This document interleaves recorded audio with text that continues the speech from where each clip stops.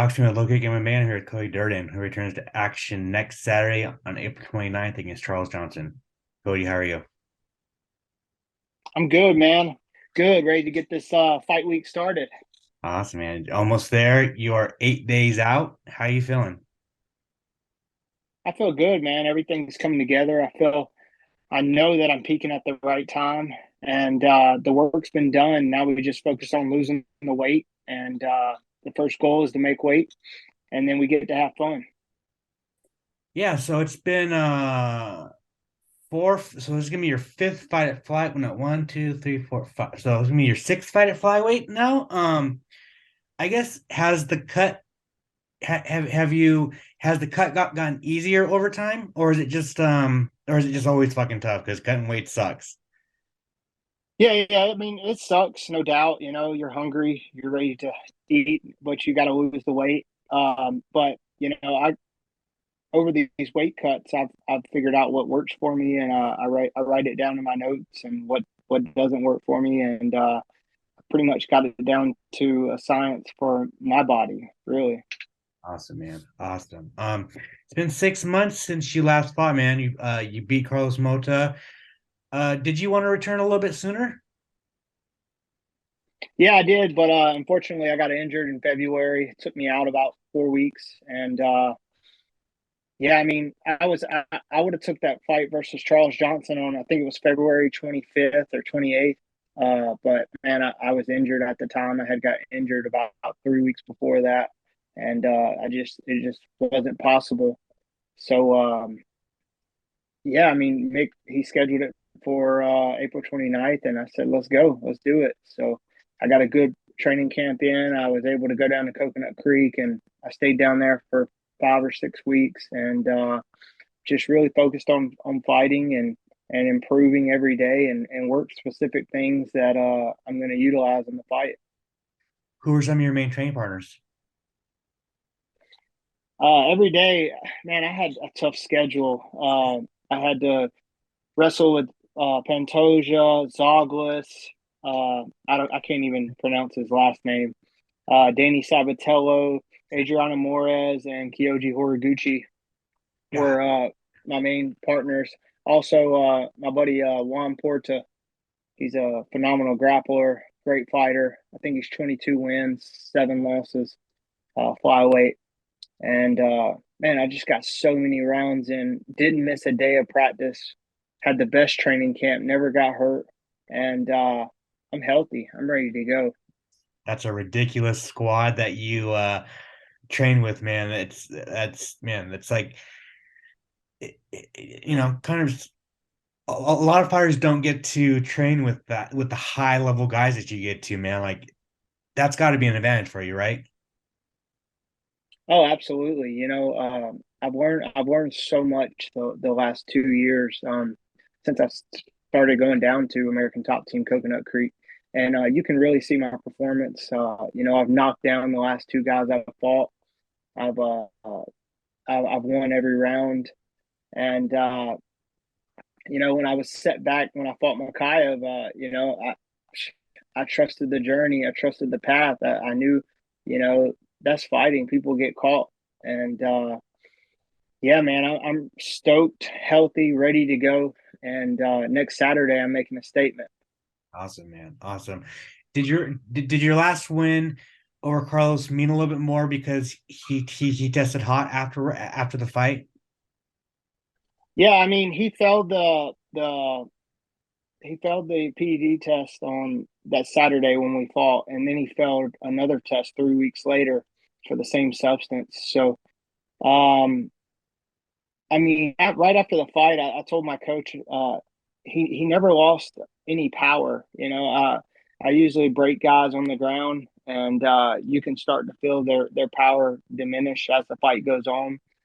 But he never lost any juice. He popped up in the third round and swung a haymaker like it was the first round. And right after the fight, I said, "Man, I was breathing hard," and I said he wasn't even breathing hard. There's something up with that. And lo and behold, I was correct. Whether he says he took it intentionally or unintentionally, um, he took it and he didn't write it down when they asked him what he took, what all the medications he's on. And yeah, I think he knew exactly what he was taking, but it didn't help him though. One more question before we get to your fight, man. Very important question. Why don't you have a nickname? I do have a nickname. It's custom made. Cody Custom Made Durden. Yeah. Okay, okay. I do. I'm a weird guy, you know. I sound country. I like to deer hunt. I like to fish, but also I love to listen to rap music and man, I'm custom made, baby. So are you gonna walk out to custom made this fight? I should, shouldn't I? Fuck yeah, It's fuck just something yeah. I haven't even. Something I haven't even thought about really. Put much thought into it, but yeah, I got shirts made, custom made, Cody Durden, and I think I'm gonna tell Bruce Buffer this time on fight week. Yeah, bro. You better, bro. I better hear that next Saturday when you walk out to it. It's fantastic. All right, well, I'll do it. All right, let's talk about your fight, man. Charles Johnson. On paper, it's a very fun fight, and there's some bad blood. There's some heat to it, man. Where did this all start? I mean, really, I don't promote fights. I pick fights, and you know, he said that he's wanted to fight me for a while now, and no problem, dude. I'll fight anyone. Um, you know, so we've had a little bit of back and forth on Twitter, and he's said some things that aren't true, and it is what it is. The cool thing about it is you know, he signed the contract and he's willing to try to back up everything he said, and so am I. And this fight's going to be a great fight. You know, he's 2-2 in the UFC. I really think he's 1-3 because I know for sure he lost to Zoglas. Somehow he got gifted the win, but you'll see next Saturday, man. I'm on a whole another level right now, and I'm gonna show y'all that. What do you think of the matchup itself? Oh man, I think he's a durable fighter. You know, he's got great cardio. He can wrestle. He can strike. You know, he's got insane cardio. Really, I mean, he's real good at that. But you know, you mix in the wrestling, you mix in the jiu-jitsu, and a lot of people are sleeping on my hands, man. But I know I got the power, and it's gonna be a whole another game plan when I land my right hand on his chin. Is there some level of respect where he took that fight right after his last fight? Like it was literally like a week later. It was announced that I broke the fight that you were fighting. So is there some kind of some respect there that he jumped right out of one fight to fight you again? Oh yeah, definitely, man. Props to him. You know, he's got a kid being born in May, and he's trying to get it in and get to the money and get to the bag, and he's doing it. You know, but you know, you need time in between fights to grow, and I know for certain that he's not grown much since the last fight or the fight before that. It was the same sequence every time, the same pattern. You know, I know which way he moves when he's southpaw. I know which way he moves when he's orthodox. And I've studied this guy every night. You know, I'm watching videos on him, and I know what I know what he thinks about me, but he's going to be wrong Saturday night. I saw that you trolled his buddy Joaquin Buckley. Got him! Ha! Ha! Got him! Yeah, dude, he tagged me. He tagged me on Instagram, talking about yeah, you hear that noise? We coming April 29th. So I didn't say anything, you know. I saw it. I shared it on my story. It was cool, you know, promoting the fight or whatnot. But I let the dust settle for about 3 days. And Tuesday morning, I hit him with that, and he fell right for it like a sucker he is. Hey, 1-0 already. By the end of next weekend, I'm gonna be 2-0. So it's all good. It was funny though. I couldn't stop laughing about it. Bro. I don't give a fuck how many times it's been used. The Philip joke is it's timeless to me, man. Like it's so good. It's just so good. Yeah. He said I can't even lie, you got me good. But he's got a good sense of humor, you know. I think he's a good dude, but it was just funny, you know. Absolutely, man. Awesome. Well, at the end of the day, man, next Saturday night, April 29th, how do you get your hand raised? Oh, whichever way possible, you know. I'm going in there to win. So I want to be the first guy to finish Charles Johnson, and anybody can be finished. And that's been my goal the whole time. I write it down every day. So let's see if comes to fruition. But either way, I'm getting my hand raised. Awesome. What do you want your year to look like, man? You fought 3 times last year. Are you trying to keep that again? Fight 3 times again, keep active? Yeah, well, here's the thing, man. You never know how the fight can go. So I would like to get 3 to 4 fights this year, but you know, you get in there, you could get in and get out like I've done before.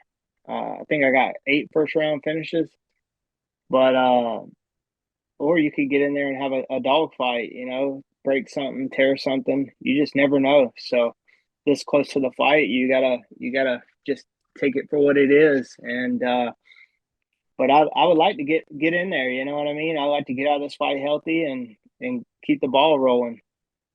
Awesome, man. Couple random ones. What do you think of Moreno versus Pantoja 3, man? How do you see that fight going down? I think Moreno's evolved some, but Pantoja, you know, he's a beast. You know, he's on a whole nother level, and he's already beat him twice. Pantoja's grappling is insane. He hits hard. Moreno's grappling's great. You know, it's going to be about who shows up that night and who who put in the most work and who's got more heart, really. Seemingly, it seems like Brandon Royval might get the next shot, man. What do you think of his performance against Mateus Nicolau? Man, he landed a perfect knee. You know, he wrote the script on that perfect, and you know he's up there at the top of the weight class. Uh, man, I'm happy. The division's moving forward. You know, it's not stuck on the same 2 guys anymore. So let's see how it pans out. You know, Pantoja just beat him though last year. Um, yeah, Pantoja was injured too and still won. And yeah, I just we'll see how it turns out. But his performance was great. It's so weird. Like the UFC like wants to put the flyweights on the prelims for some reason. It's like, dude, like maybe back in the day when like DJ was running the division, but dude, like the flyweight division is on fucking fire right now. There's never a boring fight. Like, why do you think the UFC just don't like doesn't believe? Do you think the UFC just doesn't believe in the flyweight division, or like what do you think it is? Man, credit to Mick Maynard. You know, he revamped the flyweight division, kept it alive, and you know this is his baby. He treats it like that. But I don't know why. I don't know why. You know, the flyweights don't get enough credibility. You know, always on the prelims. It's a marketing thing, but you know, you got CJ Vergara versus Lasardo. That was a awesome first round. Even the second round when Vergara got the finish in the second round. I mean, that was a legit fight. And then you got Matt Schnell versus Sue Mandaru. Another entertaining fight. You know, that's what I'm looking to do this fight. You know, I'm not trying to go in there and wrestle the whole time, which that would be a clear cut victory for me. Uh, man, I'm trying to go in there and be exciting and get the finish. I love it, man. I love it. Finally, I just want to like every time I post something about you, every time you post something, you always have these people in the comments calling you a racist about your AoriQileng comments back in the day. It's like, dude, like, and I've talked with you multiple times. Like, I know you're not racist, but like, how do you drown those people out? Like, always in your comment section. It's just like, how do you ignore that? Well, with the level of success that I have, you know, uh, 3 wins in the UFC, 2 losses, 1 draw with Chris Gutierrez. Man, the good and bad is going to come, but I just ignore that stuff. I give my attention to the people who are gracious, and the people who don't say stupid comments. You know what I mean? So I just ignore them and let them talk. And I really pay attention to the people who support me. Like, does it get under your skin, like being labeled a racist like that? Like, especially in 2023, like that stuff, like it's not like it takes the power out of the word, right? So like, does it get under your skin at all? No, man. I mean, dude, where I come from, man. I mean, blacks, whites, Asians, Mexicans. Dude, I come from the most diverse town ever, and I'm friends with so many people. You know, I've had roommates of mine. When I fought AoriQileng, I had a roommate of mine that was African American. You know what I mean? So at the same time, so it's like that word means nothing to me. I know who I am, and the people that know me, that see me at the gym every day, that train with me, dude, they know I'm the coolest guy ever. You know what I mean? But yeah, that comment was a little ignorant, but I mean, I don't know. I don't even know where it came from. You know what I mean? It just came out. So, but I had no racist intentions, from that comment. You know what I mean? So people take things, they run with it. The word racist doesn't have the same meaning as it used to. Because all the politicians, all the people who, if you piss them off and you're not the same skin color as them, they just call you a racist. So, I mean, it doesn't matter to me. There's nothing I've done in my whole life that would portray me to be a racist. Not one thing. Love it. I love it, man. Yeah. And like you said, like Dana always said, man, it's the fight game. You were fired up, man. Like that was a big win for you, right? You'd lost your lost against Jimmy. You would come off an injury, like you're fired up. So it's like emotions get the best of you, right? And it's like it's crazy. Yeah, yeah. I mean, I had to sit on the sideline for 10 months while, just rehab my knee every day. And then 5 weeks before the fight, I got COVID. And then I had a deviated septum and an enlarged turbine in my left nostril, which caused 90% blockage. So I couldn't breathe. So I had to overcome so much adversity that fight. And it came down to the will at the end of the third round. And that's when I think, I showed my resilience. Yeah. Awesome, man. Awesome. Cody, thank you so much for your time, man. I really appreciate it. If you want to plug your social media, plug any sponsors you might have, and if you want to thank anybody, the floor is yours. Yeah, I always thank you to Barber Orthopedics and Spine and Athletic Apparel. Follow me on Instagram. Let's go. Cody_Durden. I think that's it. Not sure.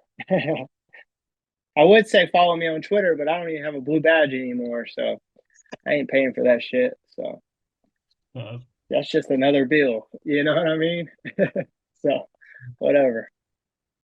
Make sure to subscribe to the LowKick MMA YouTube channel for all the latest news, event previews, and interviews with some of the biggest stars in MMA.